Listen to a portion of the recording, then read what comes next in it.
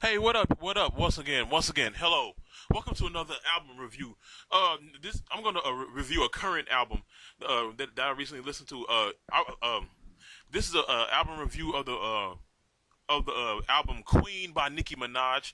Okay, this album which dropped like last week, and it dropped digitally. Like I don't know if they're gonna make any they're gonna make it in CD format. That's up to date. But like this album dropped last week on August the 10th, and it features this album. One thing that's different from this album is like she didn't use the word pink in the title of her album, because like she came out with Pink Print, Pink Friday, Pink whatever, and this time she just named it Queen, which is her fourth studio album off of Cash Money Records. And this album features appearances by Eminem, Ariana Grande, The Weeknd, Future, Lil Wayne, Swally, and Foxy Brown. I really wasn't feeling Foxy Brown on this album, to be honest with you. Oh yeah, it lives up to the hype, most definitely, most definitely. But what I noticed about this album is that she's trying to it's like it kind of sounds a little bit like her previous album, The Pink Print.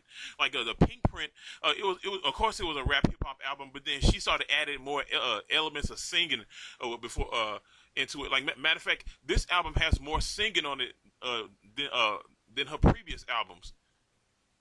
Like songs songs like come and see about me, too lit too late, and all that, and like ganja burns. That's like her paying homage to her Trinidadian Caribbean roots. And songs like Majesty, then the track Majesty that she did with Eminem. People was bashing Eminem for his watered down sober flow, because when he resurfaced like 3 4 years ago, he didn't sound like the Slim Shady that we knew back in the early 2000s. But his flow, I like his flow. I like his rap, fast staccato flap, rap flow that he had in this album, on this song. And then of course he threw out that hint. He threw out that hint of being with Nicki Minaj or whatever, which I don't really know if she's actually with him or not, whatever. But it's tracks like Barbie Dreams, where she cops Biggie Smalls song called Dreams, where he's rapping about all the R&B singers that he would mess with, and then Little Kim came out with a song called Dreams, where she was talking about all the R&B singers that she would mess with. And on a Barbie Dreams, she's talking about all the men that all the rappers that she had sex with. She talking about like Meek Mill still in my DMs. She said I had to cancel. She said something about DJ Khaled. She said I had to cancel him quick.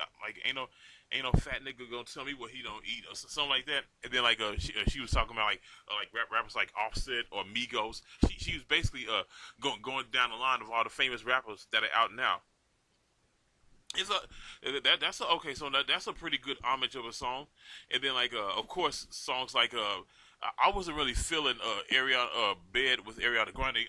It was okay, but it's not one of my favorites by Nicki Minaj.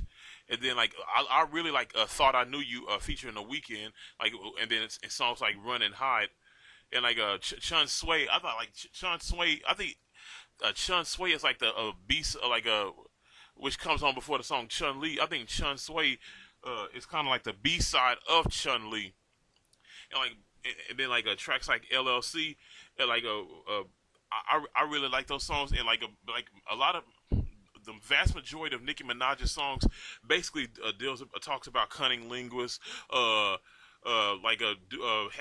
sex, and or just it's basically that's what her music revolves around. It revolves around her talking about her titties or her ass or her coochie, or the dudes going down on her. And that's basically what she's talking about. Why would you want to hear her talk about guns and all that stuff? And then of course another song like Nip Tuck, which is another song where she sings on. And the interlude, the too late interlude was a little too short for me. I wish she was a little bit longer. And then Come See About Me, which is another song where she's singing. But like and like so I think she turns off a lot of fans with her constant singing on this album. But that's okay because that's her. But then and then like songs like Sir, I wasn't really feeling Sir because it had Future in it. I am not a Future fan. I never was a Future fan. I think he completely messed up the song Sir. And then tracks like Miami, that was a good song. And then Coco Chanel featuring Foxy Brown, I wasn't really feeling that.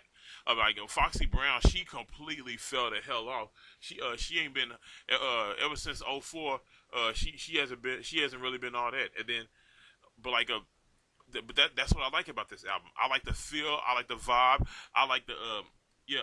I like when Nicki Minaj first came out. I wasn't a fan of hers because she was too clownish for me. But then like after she got burnt by the industry and burnt by the big wigs, and then like she humbled herself. The Nicki Minaj now is way more humble now than the Nicki Minaj from the Pink Print era. And like that's what I like about this album. This album, I give this album a 1 to 10. From a 1 to 10, I give it a 10. From a 1 to 20, I give it a 19 and a half.